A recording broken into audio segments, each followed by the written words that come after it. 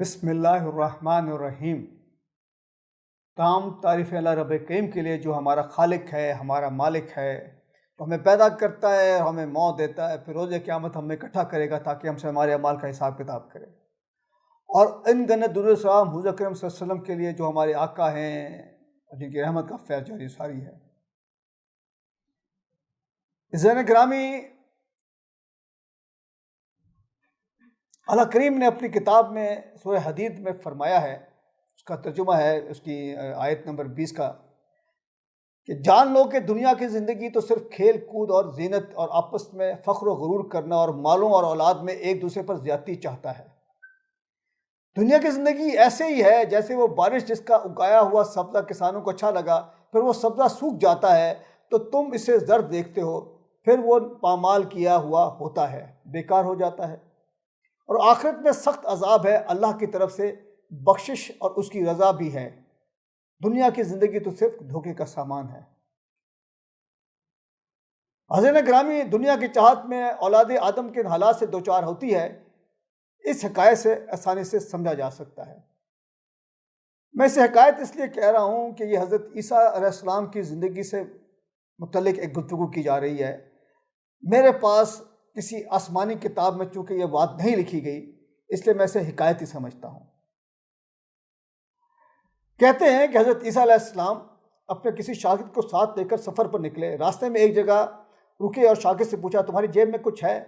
شاگرد نے کہا، میرے پاس 2 درہم ہیں۔ حضرت عیسیٰ نے اپنی جیب سے 1 درہم نکال کر اسے دیا اور فرمایا، یہ 3 درہم ہو جائیں گے، قریبی آبادی ہے، تم وہاں سے 3 درہم کی روٹیاں لے آؤ۔ وہ کیا اور 3 روٹیاں لے لی۔ راستے میں آتے ہوئے سوچنے لگا کہ حضرت عیسیٰ نے تو 1 درہم دیا ہے اور 2 درہم میں نے، جبکہ روٹیاں 3 ہیں، ان میں سے آدھی روٹیاں حضرت عیسیٰ کھائیں گے اور آدھی روٹیاں مجھے ملیں گی، لہٰذا بہتر ہے کہ 1 روٹی پہلے خود کھا لوں۔ چنانچہ اس نے راستے میں 1 روٹی کھا لی اور 2 روٹیاں لے کر حضرت عیسیٰ کے پاس پہنچا۔ آپ نے 1 روٹی کھا لی اور اس سے پوچھا، 3 درہم کتنی روٹیاں ملی تھی؟ اس نے کہا 2 روٹیاں ملی تھیں، ایک آپ نے کھائی اور ایک میں نے کھائی۔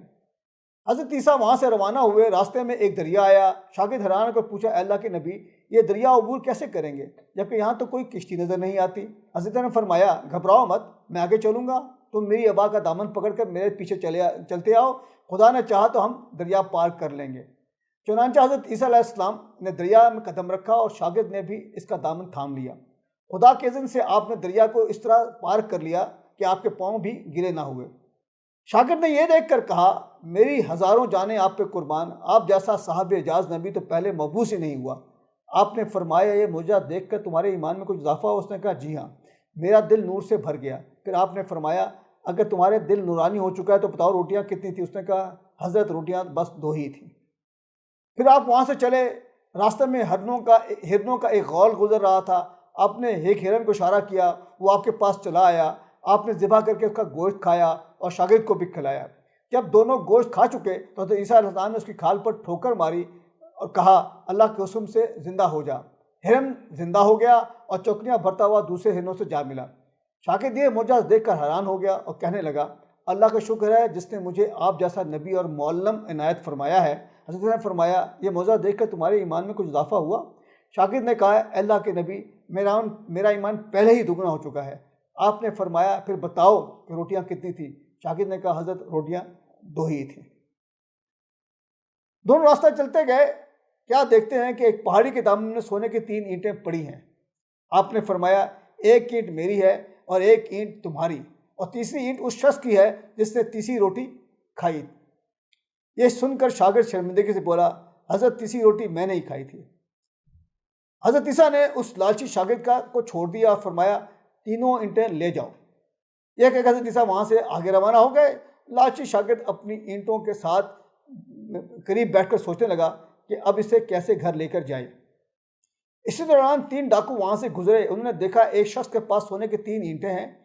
انہوں نے اسے قتل کر دیا اور آپس میں کہنے لگے کہ اینٹیں 3 ہیں اور ہم بھی 3 ہیں، لہٰذا ہر شخص کے حصے میں 1 اینٹ آتی ہے۔ اتفاق سے وہ بھوکے تھے، انہوں نے ایک ساتھی کو پیسے دیے اور کہا، شہر قریب ہے، تم وہاں سے روٹیاں لے آؤ، اس کے بعد ہم اپنا حصہ اٹھائیں گے۔ وہ شخص روٹیاں لینے گیا اور دل میں سوچنے لگا، اگر میں روٹیوں میں زہر ملا دوں تو دونوں ساتھ مر جائیں گے اور 3 اینٹیں میری ہو جائیں گی۔ ادھر اس کے دونوں ساتھیوں نے آپس میں مشورہ کیا کہ اگر ہم اپنے اس ساتھی کو قتل کر دیں تو ہمارے حصے میں سونے کی 1.5 اینٹ آئے گی۔ جب ان کا تیسرا ساتھی زہر آلود روٹیاں لے کر آیا تو انہوں نے منصوبے کے مطابق اس پر حملہ کر کے اسے قتل کر دیا۔ پھر جب انہوں نے روٹی کھائی تو وہ دونوں بھی زہر کی وجہ سے مر گئے۔ سوئے اتفاق حضرت عیسیٰ اپنے سفر سے واپسی پر وہاں سے بھی گزرے تو دیکھا کہ اینٹیں ویسی کی ویسی رکھی ہیں اور جبکہ ان کے پاس 4 لاشیں پڑی ہوئی ہیں۔ آپ نے یہ دیکھ کر ٹھنڈی سانس بھری اور فرمایا دنیا اپنے چاہنے والوں کے ساتھ یہی سلوک کرتی ہے، واللہ عالم۔ دیکھیے قرآن نے فرما دیا یہ دنیا تو دھوکے کا سامان ہے، یہ زندگی تو دھوکے کی زندگی ہے۔ ہم انسان سارا دن میرا کرتے ہوئے گزار دیتے ہیں اور اس میرے کی تلاش میں اپنا وقت ضائع کر دیتے ہیں۔ یہ سب جانتے ہوئے بھی یہ دنیا کی زندگی تو محض دھوکے کی زندگی ہے۔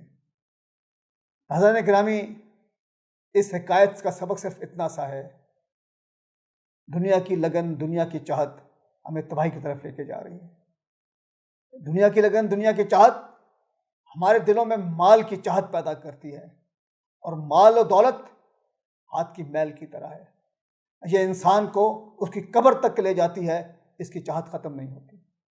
اللہ کریم نے اپنی کتاب میں فرما دیا الہاکم التکاثر، زیادہ کی تڑپ نے تجھے قبر تک پہنچا دیا پر تیری خواہش پوری نہ ہوئی۔